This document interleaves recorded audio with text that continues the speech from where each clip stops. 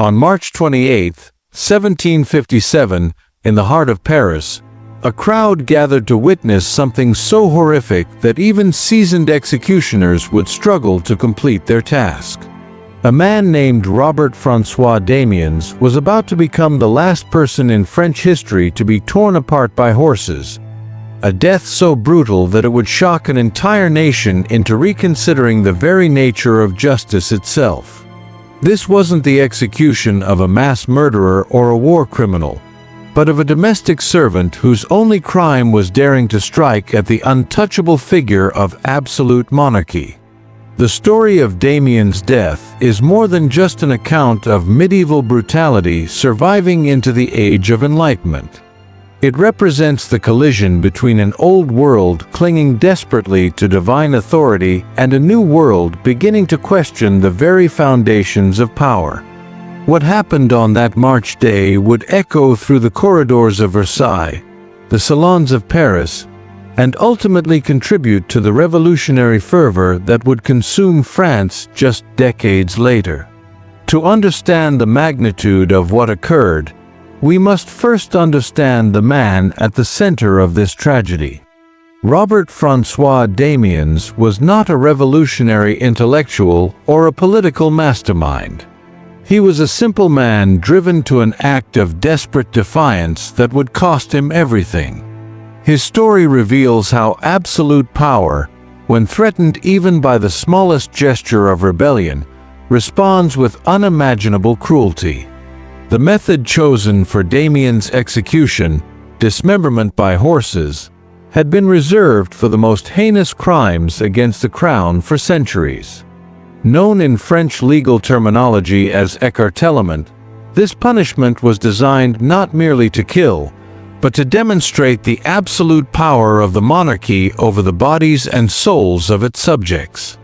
It was theater as much as it was justice, a public spectacle meant to terrify potential rebels into submission.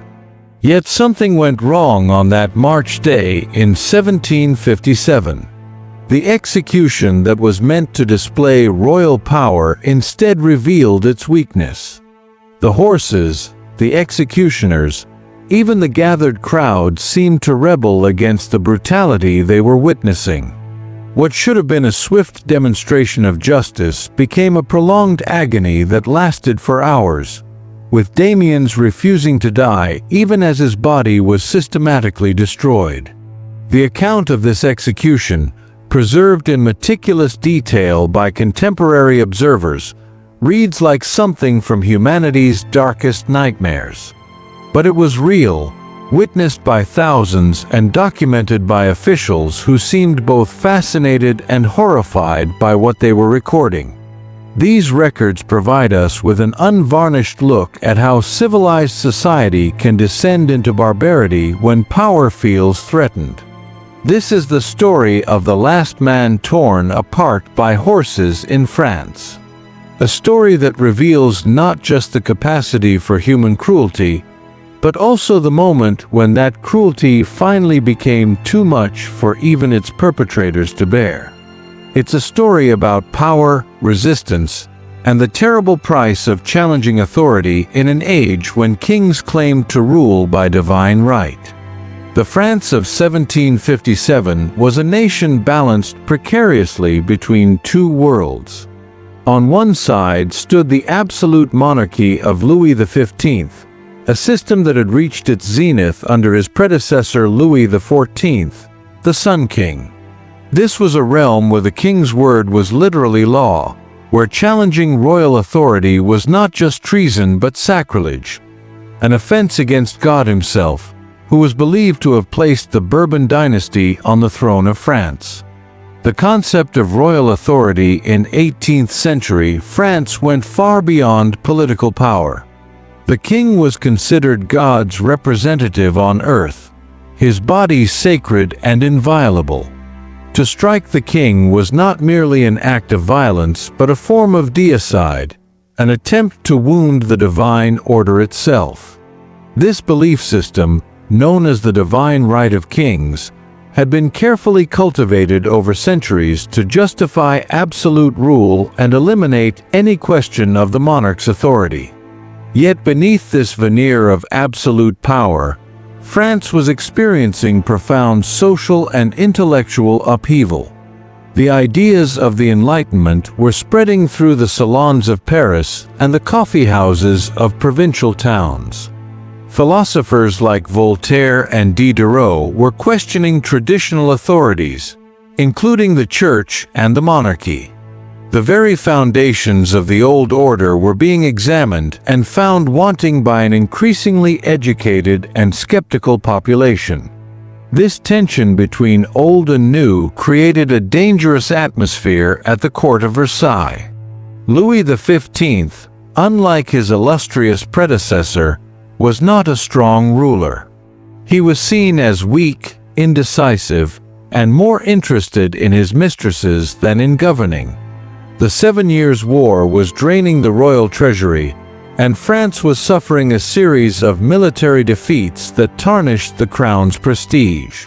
Criticism of the monarchy, once unthinkable, was becoming more common and more bold. Into this volatile environment stepped Robert-François Damiens, a man whose very ordinariness made his act of defiance all the more shocking. Born in 1715 in the village of La Thouloy near Arras, Damiens came from the lowest ranks of society. He was what the French called a domestique, a domestic servant who moved from household to household, never quite finding a permanent place in the rigid social hierarchy of the Ancien Regime. Damiens had worked in various capacities, including as a servant in the households of several members of the Parliament of Paris, the high court that often found itself in conflict with royal authority. Through these positions, he would have been exposed to the political tensions of the day, overhearing conversations about the king's policies and the growing resistance to royal absolutism. Some historians suggest that this exposure to anti-royal sentiment may have influenced his later actions. The France that shaped Damiens was a society of stark contrasts and rigid hierarchies. At the top sat the king, surrounded by the glittering court of Versailles. Below him were the nobles who lived lives of privilege but were increasingly irrelevant to actual governance. The clergy formed another privileged class, exempt from taxation and wielding considerable influence over the lives of ordinary people. At the bottom were the common people, farmers, artisans, and servants like Damiens, who bore the burden of taxation and had no voice in how they were governed. On January 5, 1757, at approximately 6 o'clock in the evening, Robert-François Damiens committed an act that would seal his fate and shake the foundations of French society. As King Louis XV was leaving the Palace of Versailles, preparing to enter his carriage, Damiens approached from the crowd of courtiers and struck the monarch with a small knife. The wound was superficial, barely penetrating the king's heavy winter clothing, but the symbolic impact was enormous. The attack occurred in the marble courtyard of Versailles in full view of dozens of witnesses. Damiens made no attempt to flee. Indeed, he seemed almost surprised by his own actions. When seized by the royal guards, he reportedly said, "I did not mean to kill the king, but to touch him, to make him think about the unhappiness of his people." This statement, if accurate, revealed something crucial about Damiens' motivations. He was not attempting regicide, but rather making a desperate gesture of protest. The immediate aftermath of the attack was chaos. The king, believing himself to be dying, began making his confession and preparing for the last rites. The court was thrown into panic, with rumors spreading that this was part of a larger conspiracy against the monarchy. Security around the royal family was immediately increased, and a massive investigation was launched to uncover any possible accomplices. What made the attack even more shocking was its apparent spontaneity. Unlike other assassination attempts in European history, there was no evidence of a broader plot or conspiracy. Damiens appeared to have acted alone, driven by motivations that seemed to baffle even himself. When interrogated, he gave contradictory and often incoherent explanations for his actions, sometimes claiming religious inspiration, other times political grievances. The weapon Damiens used was a small penknife, hardly the tool of a determined assassin. The superficial nature of the wound suggested either incompetence or, as Damiens himself claimed, an intention merely to touch rather than kill the king. Nevertheless, in the context of absolute monarchy, any physical contact with the sacred person of the king was considered an unforgivable sacrilege. The investigation that followed revealed the profound paranoia that gripped the French establishment. Damiens was subjected to repeated interrogations, often under torture, as officials desperately sought to uncover a conspiracy that may never have existed. His background was scrutinized, his associates questioned, and his movements in the days leading up to the attack traced in minute detail. The authorities' response to the attack revealed both the strength and the fragility of absolute monarchy. On one hand, the swift capture of Damiens and the immediate mobilization of the entire security apparatus demonstrated the power at the monarchy's disposal. On the other hand, the paranoid investigation and the ultimate decision to execute Damiens in the most brutal manner possible revealed a system terrified of its own people and willing to use extreme violence to maintain its authority. The legal proceedings against Robert-François Damiens began immediately after his arrest, but they were proceedings in name only. In a system where the king was both the source of law and the victim of the crime, there could be only one possible outcome. The trial was less about determining guilt, which was obvious, than about deciding the appropriate punishment for such an unprecedented act of lèse-majesté. The court that tried Damiens was the Parliament of Paris, the same high court where he had once worked as a servant. The irony was not lost on contemporary observers that Damiens would be judged by the very institution where he had been exposed to criticism of royal authority. The judges, however, showed no mercy to their former employee. They understood that the stability of the entire social order depended on making an example of anyone who dared to lay hands on the sacred person of the king. The charges against Damiens were formally stated as parricide, not the killing of a parent, but the attempted killing of the father of his people. As the king was ceremonially known, this charge carried with it not just the death penalty, but death in its most terrible form. The law was clear. Those who committed parricide were to be subjected to dismemberment by horses, a punishment that had been part of French legal tradition for centuries, but was rarely applied. The sentence pronounced against Damiens was read aloud in court with ceremonial gravity. He was to be taken to the Place de Grève, the traditional site of royal executions in Paris. There, his flesh would be torn with red-hot pincers. Molten lead would be poured into his wounds, and his right hand, the hand that had struck the king, would be burned with sulfur. Only then would he be tied to 4 horses and torn apart, his remains burned and scattered to the winds. This elaborate ritual of punishment was designed to mirror the crime in its symbolic significance. Just as Damiens had violated the sacred body of the king, so his own body would be systematically violated and destroyed. The public nature of the execution was equally important. It was meant to serve as a deterrent to others who might harbor similar thoughts of rebellion against royal authority. The preparations for the execution took months, during which Damiens remained imprisoned in the Conciergerie, the notorious prison attached to the Palais de Justice. During this time, he was repeatedly interrogated, tortured, and pressed to reveal accomplices who may never have existed.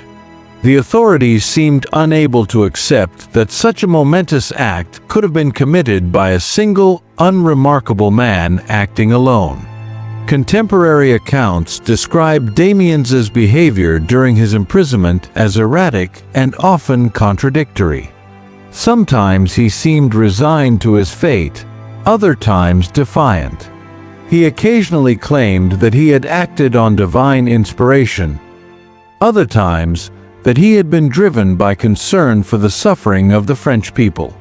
These contradictions only fueled speculation about his mental state and motivations, but they did nothing to alter the inevitable outcome of his trial.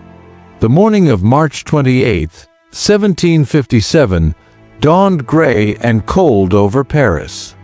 By early morning, crowds had begun gathering in the Place de Grève, the ancient execution ground that had witnessed countless deaths over the centuries. The square, located near the Seine River and surrounded by medieval buildings, was transformed into an amphitheater of death, with wooden scaffolds erected to give spectators a better view of the proceedings.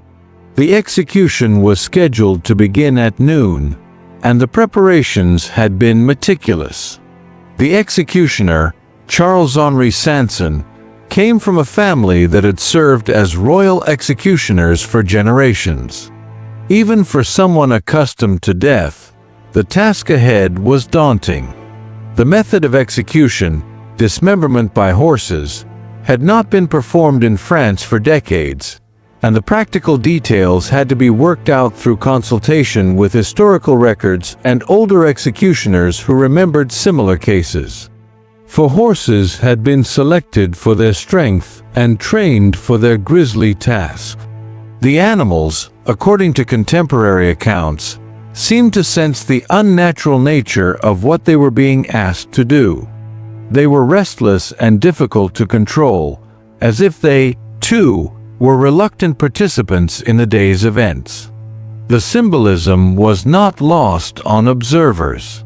Even the beasts of burden seemed to rebel against the brutality they were being forced to commit. The scaffold was constructed in the center of the square, with chains and ropes carefully arranged to ensure that Damiens could be properly secured. Red-hot pincers had been prepared, along with molten lead and sulfur, for the preliminary tortures that would precede the actual dismemberment. Every detail had been planned to maximize both the physical agony and the symbolic impact of the execution. As the crowd grew throughout the morning, the atmosphere in the square became increasingly tense. This was not to be an ordinary execution. Everyone present understood that they were about to witness something extraordinary and terrible. Many in the crowd had come from great distances, drawn by morbid curiosity about a punishment that belonged more to the Middle Ages than to the supposedly enlightened 18th century. The spectators represented all levels of French society. Nobles had secured prime viewing positions on balconies overlooking the square, while common people packed the streets and alleys. Vendors moved through the crowd selling food and drink, treating the execution as a kind of festival.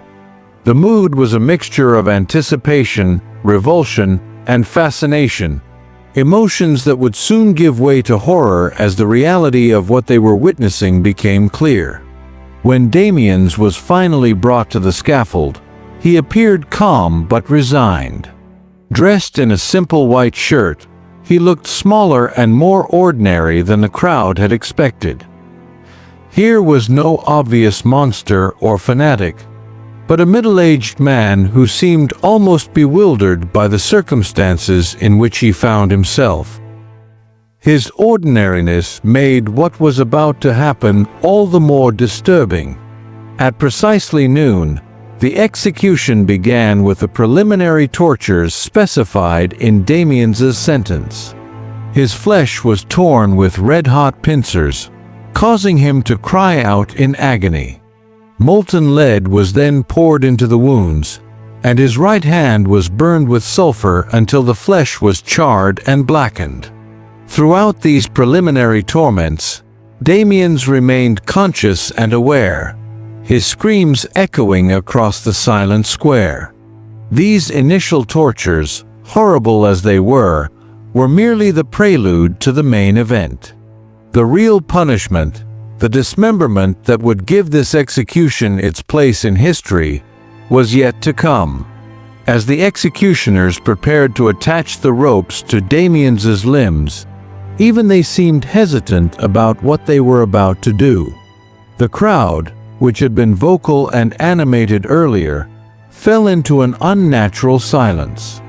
The horses were brought forward, each one held by a separate handler. The animals seemed to sense the tension in the air and were difficult to control. Ropes were attached to Damiens' arms and legs, connecting him to the 4 horses positioned at the corners of the scaffold.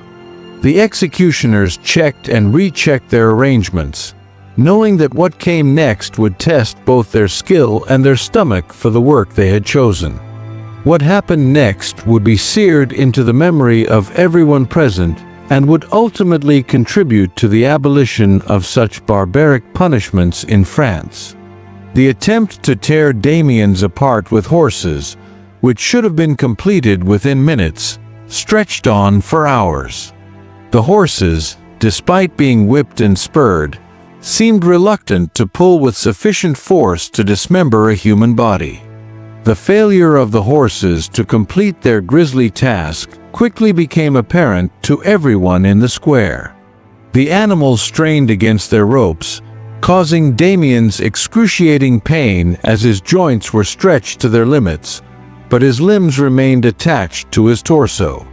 The executioners, growing increasingly desperate, tried various strategies to encourage the horses to pull harder, but nothing seemed to work effectively.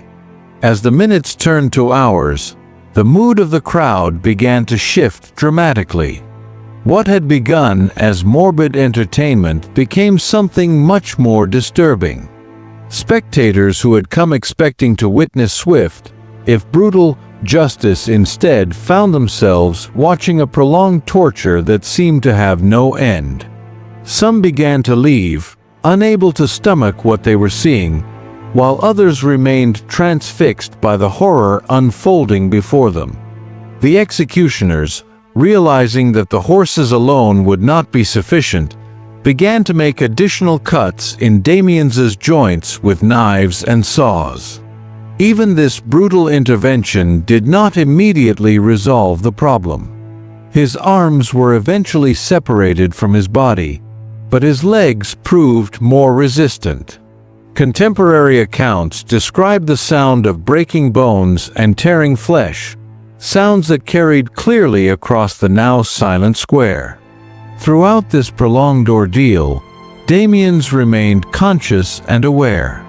Witnesses reported that he continued to speak, sometimes crying out in pain, other times seeming to pray or make statements that were difficult to understand. His persistence in clinging to life in the face of such systematic destruction of his body became part of the horror of the day.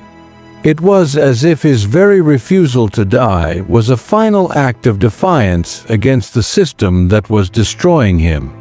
The crowd's reaction evolved from bloodthirsty anticipation to horrified fascination to outright revulsion. Many spectators later reported feeling sick or faint as the execution dragged on far longer than anyone had expected. The theoretical support for brutal punishment was one thing. Witnessing its reality was quite another. The gap between abstract justice and concrete horror became painfully clear to everyone present. Finally, after what contemporary accounts describe as several hours of agony, Damiens died. His body was then burned, and his ashes scattered as specified in his sentence. But the damage had already been done, not just to Damiens, but to the entire system of royal justice that had ordered such a spectacle. The execution that was meant to demonstrate the power and majesty of absolute monarchy had instead revealed its fundamental brutality and inhumanity. The immediate aftermath of Damiens's execution was a mixture of shock, revulsion, and soul-searching that reverberated through French society at all levels. The crowd that dispersed from the place to grieve carried with them not just the memory of what they had witnessed, but a profound unease about the system of justice that could order such brutality. Many who had come expecting to see swift, if harsh, punishment instead found themselves questioning the very foundations of royal authority. Contemporary accounts of the execution, written by witnesses from various social backgrounds, reveal the deep impact the event had on those who observed it. Even hardened officials who had overseen numerous executions expressed shock at what they had witnessed. Madame de Pompadour, Louis XV's influential mistress, reportedly became physically ill when she heard detailed accounts of the execution. The king himself, upon learning of the prolonged nature of Damiens's death, was said to have expressed regret at the severity of the sentence. The international reaction was equally significant. Foreign ambassadors and visitors to Paris carried news of the execution back to their home countries, where it was received with a mixture of fascination and horror. Enlightenment philosophers across Europe seized upon the event as evidence of the barbarism that still lurked beneath the veneer of civilized society. Voltaire, already a critic of judicial torture and cruel punishment, used the Damiens case as ammunition in his campaign for legal reform. The execution also had unexpected consequences for the royal family itself.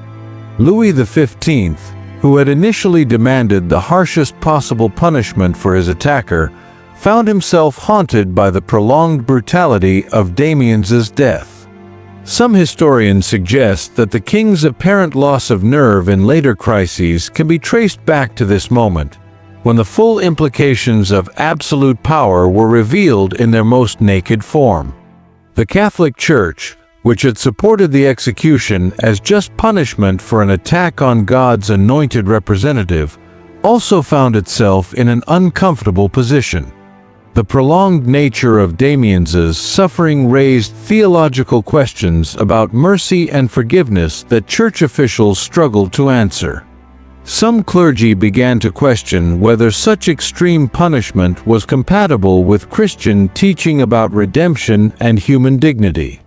Perhaps most significantly, the Damiens execution became a rallying point for opponents of judicial torture and cruel punishment. Legal reformers who had previously argued their case on abstract philosophical grounds now had a concrete example of the horrors that could result from the existing system. The execution provided powerful ammunition for those who argued that the law should be concerned with deterrence and rehabilitation rather than vengeance and spectacle. The practical impact on the legal system was immediate and lasting. Although dismemberment by horses was not formally abolished until the Revolution, it was never again employed as a method of execution in France. The Damiens case effectively ended the use of this punishment, not through legislation, but through the sheer horror it had generated among those responsible for carrying it out. The long-term consequences of the Damiens execution extended far beyond questions of criminal justice. The event became part of the broader critique of absolute monarchy that would eventually contribute to the French Revolution. The image of royal power reduced to ordering the prolonged torture of a single pathetic individual became a powerful symbol of the moral bankruptcy of the Ancien Regime. Philosophers and writers of the Enlightenment incorporated the Damiens case into their broader arguments for political and social reform. They used it to illustrate the dangers of unchecked power and the need for legal systems based on reason rather than tradition. The execution became a cautionary tale about what happened when authority was founded on fear rather than consent. The case also contributed to changing attitudes toward mental illness and criminal responsibility. Damiens's erratic behavior and contradictory statements during his trial and imprisonment led some observers to question whether he had been of sound mind when he committed his crime. This raised uncomfortable questions about the justice of executing someone who might not have been fully responsible for his actions. The story of Robert-François Damiens and his terrible end serves as a stark reminder of humanity's capacity for both cruelty and moral progress. The execution that was meant to demonstrate the absolute power of monarchy instead revealed the fragility of systems based on fear and violence. The horror expressed by witnesses to Damiens's death marked a turning point in European attitudes toward punishment and justice. The case illustrates the profound gap that can exist between theoretical justice and actual practice. The legal system that condemned him to death by dismemberment was operating according to centuries-old precedents and established procedures. Yet when these abstract legal principles were translated into concrete action, the result was so horrifying that it shocked even those who had ordered it. Perhaps most troubling is the way the Damiens execution reveals how quickly civilized society can descend into barbarism when authority feels threatened. The man who struck the king was no dangerous revolutionary or hardened criminal. He was a confused and possibly mentally ill servant who posed no real threat to anyone. Yet the response to his act of defiance was a level of brutality that belonged more to humanity's darkest past than to the supposedly enlightened 18th century. The international attention focused on Damiens's execution also highlights the role that such spectacular punishments played in the politics of the day. Monarchies across Europe watched the French response to an attempted regicide with great interest, understanding that how such challenges to royal authority were handled could influence the stability of their own thrones. The excessive brutality of Damiens's execution may have been intended to send a message to potential rebels elsewhere, but it instead sent a different message about the fundamental inhumanity of absolute power. The movement toward more rational and proportionate punishment was one of the ways in which European society began to live up to its claims of civilization and progress. Yet the Damiens case also serves as a warning about how quickly societies can revert to barbarism when they feel threatened. The same impulses that led 18th century French authorities to order the dismemberment of a confused servant have reappeared throughout history whenever established power feels challenged by those it considers beneath contempt. The capacity for cruelty revealed in the place to grieve on that March day in 1757 remains part of human nature, held in check only by the moral and legal constraints that civilized societies impose upon themselves. The legacy of Robert-François Damiens extends far beyond the immediate horror of his execution. His story became part of the intellectual foundation for the abolition of judicial torture and cruel punishment throughout Europe and eventually the world. The philosophical arguments of Enlightenment thinkers like Cesare Beccaria and Voltaire were given concrete urgency by the memory of what had happened in Paris on that terrible March day. The Damiens execution also contributed to the broader delegitimization of absolute monarchy that would culminate in the French Revolution just 3 decades later. The image of royal power reduced to ordering the prolonged torture of a single individual became a powerful symbol of the moral corruption that reformers argued was inherent in systems of absolute rule. When revolutionaries later attacked the monarchy, they could point to cases like that of Damiens as evidence of the system's fundamental inhumanity. The case had important implications for the development of modern concepts of mental illness and criminal responsibility. Damiens's erratic behavior and seemingly irrational motivations raised questions about whether the legal system should distinguish between those who were fully responsible for their actions and those who might be suffering from mental illness. While these questions were not fully resolved until much later, the Damiens case was one of the early examples that forced legal theorists to grapple with such issues. The execution also marked a turning point in public attitudes toward spectacular punishment. The crowd that gathered to watch Damiens die expected to see swift, if brutal, justice. Instead, they witnessed something that called into question the entire concept of punishment as public spectacle. The horror and revulsion expressed by spectators contributed to a gradual shift away from public executions and toward more private, less spectacular forms of punishment.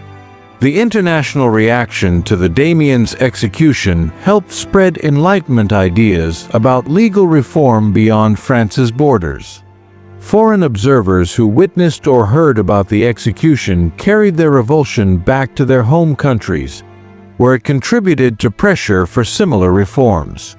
The case became part of the broader European conversation about the nature of justice and the proper limits of state power. Perhaps most importantly, the Damiens case demonstrates the power of individual conscience to challenge established authority, even when that challenge seems hopeless and the price unbearably high. Whatever his motivations or mental state, Damiens's act of defiance against royal authority represented an assertion of human dignity in the face of overwhelming power. His terrible death, rather than serving as a deterrent to future rebels, instead became a symbol of the courage required to resist tyranny. The story of Robert-François Damiens, the last man torn apart by horses in France, thus transcends its immediate historical context to become a meditation on power, resistance, and the human capacity for both cruelty and moral progress. His execution marked the end of an era in the history of punishment and the beginning of a new understanding of justice based on humanity rather than terror. In his suffering and death, the servant who dared to strike a king achieved an immortality that no monarch could claim, the immortality of those who sacrifice everything in the name of human dignity and the possibility of a more just world. The echoes of that March day in 1757 continue to resonate today, reminding us that the struggle between arbitrary power and human dignity is never finally won, but must be fought anew by each generation. The memory of Robert-François Damiens serves as both a warning about the depths to which civilized society can sink and an inspiration for those who continue to resist injustice in all its forms.